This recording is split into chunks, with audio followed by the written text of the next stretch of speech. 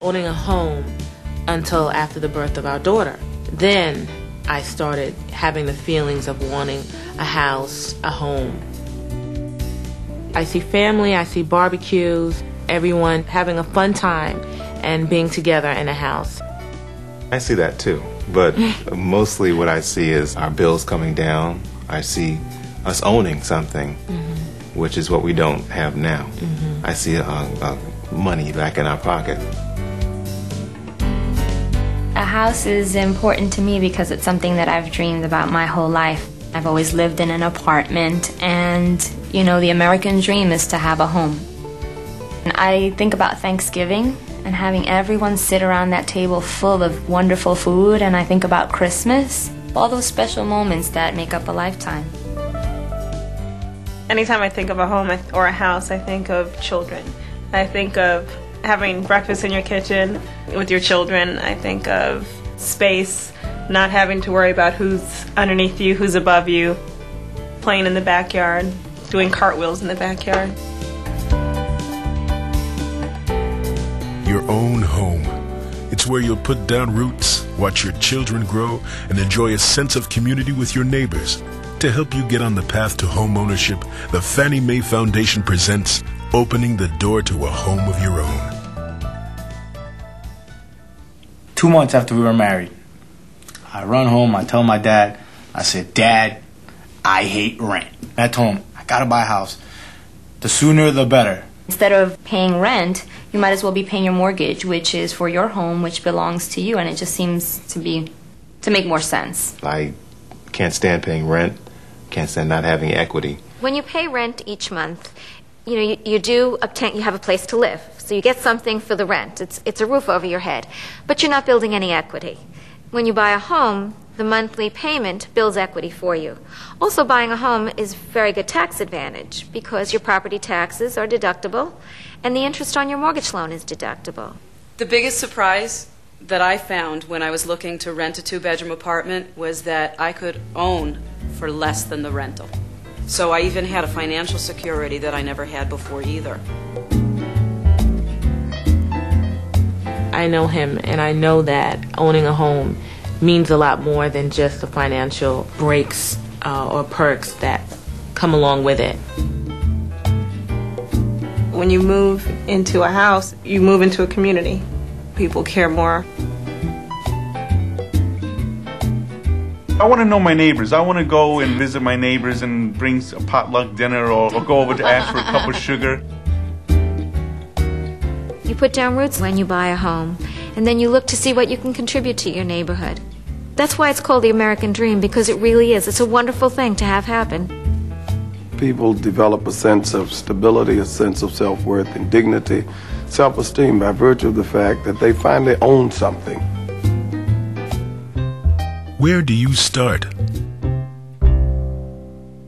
Buying a home is probably the most overwhelming process that most people are going to encounter because for most people it's the largest purchase that they're ever going to make in their life. The whole mortgage process is like sometimes you really wish there was like a school you could go to, some classes you can take. There were a lot of things that people said to us that we had no idea. We just kind of nodded. You know, okay, we'll figure it out when we get home. I'm concerned about all those fees with the closing, all those closing costs, the application fee, the lawyer's fee, the appraisal fee, and all of that stuff. What is all this stuff? Qualifying, pre-qualifying, there are just so many questions, and who knows what the answers are. The challenge is to find out the facts and to get the information up front and find out that it's not as complicated as it might have seemed to be. If you're really confused about the entire process and you don't know where to start, I would say contact the Fannie Mae Foundation. They have 2 guides that are very informative and very helpful that will walk you through the process from beginning to end, soup to nuts, covering everything that you need to know to be an educated home buyer. The Fannie Mae Foundation guides can be your first step on the path to home ownership, and they are absolutely free. For your copy, just call 1-800-833-7500. Opening the door to a home of your own and choosing the mortgage that's right for you will help you understand what it takes to finance a home and how the mortgage process works. These guides provide simple answers to questions like, where do you look for a mortgage loan? Which mortgage is right for your budget? And how much home can you afford? When you finish, you'll have a better idea of the steps you need to take toward home ownership. It was a really good starting point. It goes from the beginning to end of the home buying process. I think that was what was good about it. You could get an overview. You can go step by step and realize that it's a multi-step process, but it's manageable. The key to your new home can be as simple as a telephone call. For your free copy of these useful guides, call 1-800-833-7500 today. We could be driving through a neighborhood, and oftentimes I'll tell my husband, oh, turn this way, turn that way. I want to look at the houses. I want to see the neighborhood. I long to be in that situation. They don't appear to be on the surface much different than us. Right. Young families. Young family, but they have a home, and we don't. It's time for us to get one. Right. So that empowers me in a way to try to figure this out. I think sooner or later you have to say, hey, I've been dreaming about this for a long time.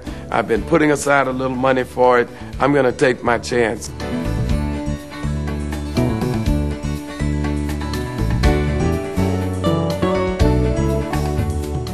How much can you afford?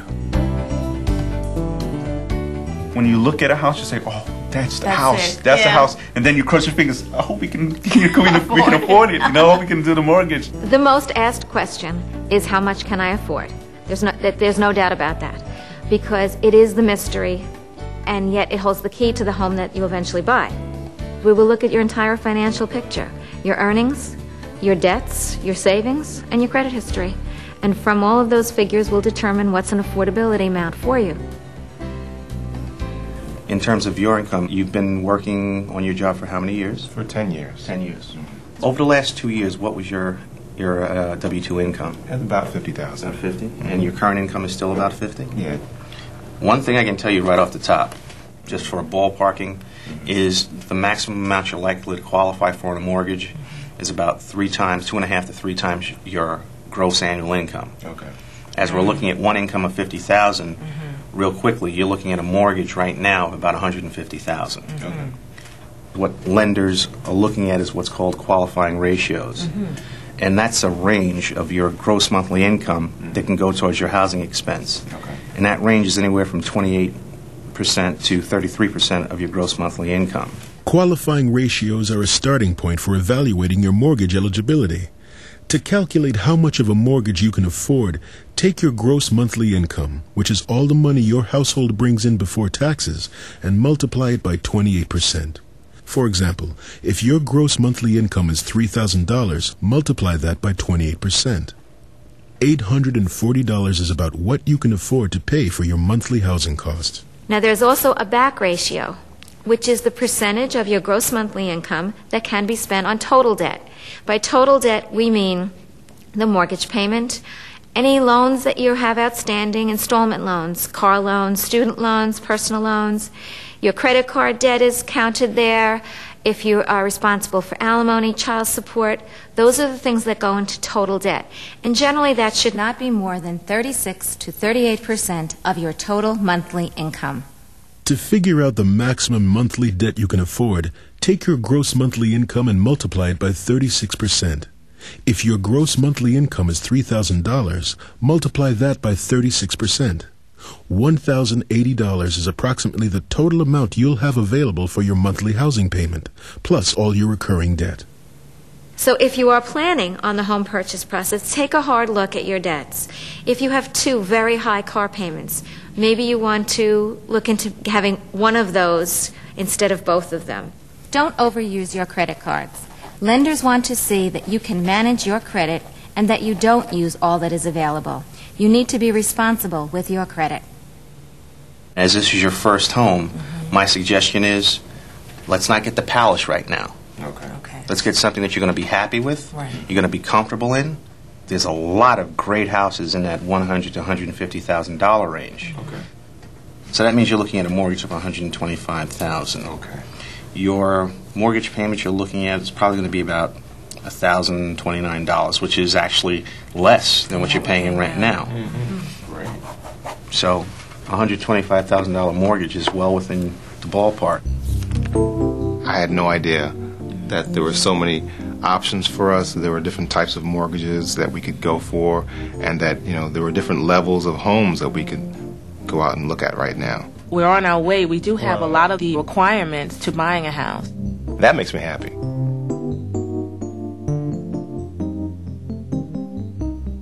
What about your credit history?